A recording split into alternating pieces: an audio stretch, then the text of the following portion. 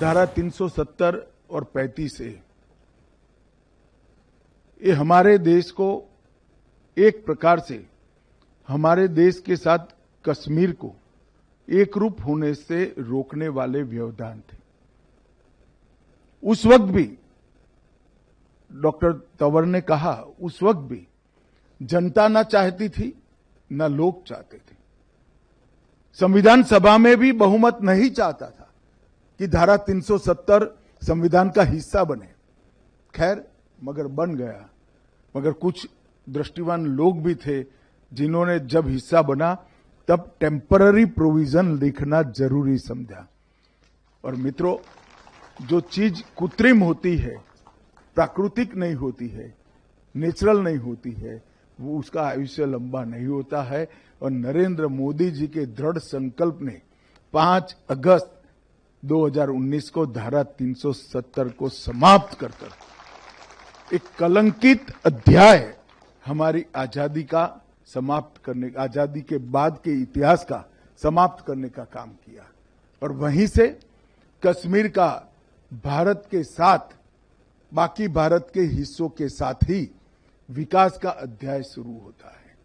कई बार मुझे कई लोग प्रश्न पूछते हैं कि धारा 370 और आतंकवाद का क्या रिश्ता है। उनको मालूम नहीं है, धारा 370 ने ही घाटी के युवाओं के मन में अलगाववाद का बीज बोने का प्रयास किया।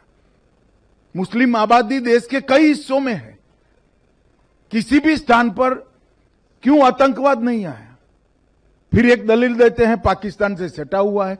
गुजरात भी पाकिस्तान से सटा हुआ है, राजस्थान भी पाकिस्तान से सटा हुआ है, क्यों वहां आतंकवाद नहीं आया। धारा 370 ने भारत और कश्मीर का जुड़ाव टेम्पररी है ऐसा एक भ्रांति फैलाने का काम किया, जिसने अलगाववाद के बीज बोए जो आने वाले दिनों में आतंकवाद में परिवर्तित हुए। और ये दुर्भाग्यपूर्ण बात है कि 40,000 से ज्यादा लोग आतंकवाद के बलि चढ़ गए। कश्मीर का विकास दशकों तक पीछे चला गया और कश्मीर के अंदर सालों तक आतंकवाद का नंगा तांडव होता रहा और देश मूक दर्शक बनकर देखता रहा। मित्रों, धारा 370 समाप्त होने के बाद आतंकवादी घटनाओं में 70% से ज्यादा कमी हुई है। वो ये सिद्ध करता है कि धारा 370 आतंकवाद की पोषक। 2018 में 2100 घटनाएं पथराव की हुई थी। 2024 में एक भी घटना पथराव की नहीं हुई है। 2024 समाप्त हो चुका है।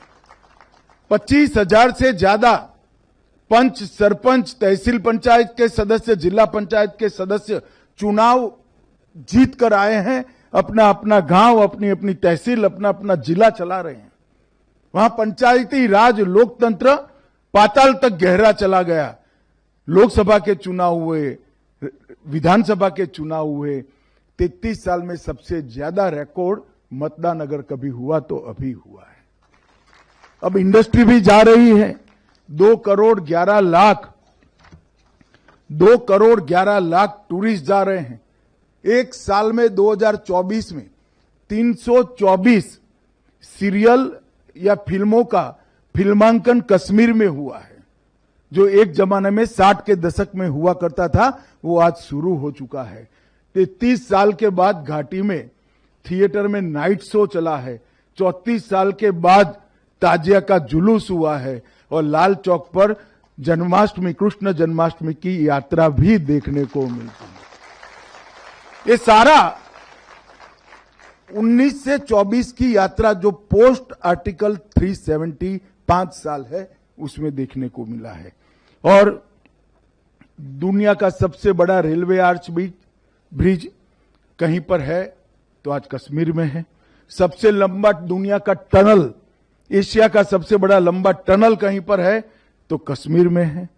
भारत के पहला केबल स्टे रेल ब्रिज कहीं पर बना है तो कश्मीर में बना है।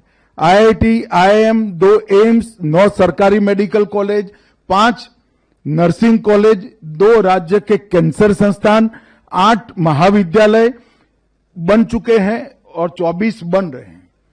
59 कॉलेजों को मान्यता दी गई है और हाईवे टनल का निर्माण हो रहा है। मित्रों, ये सारा एक 10 साल में हुआ है। कांग्रेस के मित्रों को हम पर आरोप लगाने का बहुत खुली छूट है। आप कुछ भी कह सकते हो, राजनीति में वो आरोप लगा सकते हो, मगर मैं एक छोटा सा सवाल पूछना चाहता हूं, इसके 10% भी आपके 70 साल में क्यों नहीं हुआ? इसका हिसाब आपको देश और कश्मीर की जनता को देना चाहिए। जितने इसके 10% भी नहीं हुआ। 80,000 करोड़ रुपए का पैकेज प्रधानमंत्री जी ने न केवल घोषणा की, इसको जमीन पर उतारने का काम नरेंद्र मोदी जी ने किया है। और 4G और 5G नेटवर्क को भी अनेक गांवों तक पहुंचा दिया। ऑलमोस्ट 87% कवरेज आज हो चुका है। मित्रों, और मैं आज कहना चाहता हूं कि हमने न केवल आतंकवाद पर कंट्रोल पाया है, इसको रोकने में सफलता प्राप्त की है, हमने आतंकवाद की इकोसिस्टम को भी घाटी में से पूर्णतया समाप्त करने का काम नरेंद्र मोदी सरकार ने किया। और ये सब इस भूमि के लिए हुआ है, जो भूमि का देश और दुनिया की सभ्यताओं में बहुत बड़ा योगदान है। हमारे देश की भाषाओं को, हमारे देश के व्याकरण को, हमारे देश के कई प्रकार की विधाओं को कश्मीर के विद्वानों ने समृद्ध किया है। और कुछ चीजें तो ऐसी है, संस्कृत का व्याकरण हो या नाट्य शास्त्र, जिसमें बहुत बड़ा हिस्सा कश्मीर के विद्वानों का रहा है। और मित्रों, आज मुझे आनंद है कि कश्मीर एक प्रकार से फिर से एक बार हमारे भू सांस्कृतिक राष्ट्र भारत का अभिन्न अंग बनकर भारत के साथ ही विकास के रास्ते पर चल पड़ा है। वहां पर भी लोकतंत्र प्रस्थापित हुआ है। और मुझे विश्वास है कि जो कुछ भी हमें गवाया है वो हम जल्दी प्राप्त कर देंगे। पूरा विश्वास है। न केवल भौतिक विकास, कश्मीर की सांस्कृतिक ऊंचाइयों को भी हम बहुत जल्द प्राप्त करेंगे।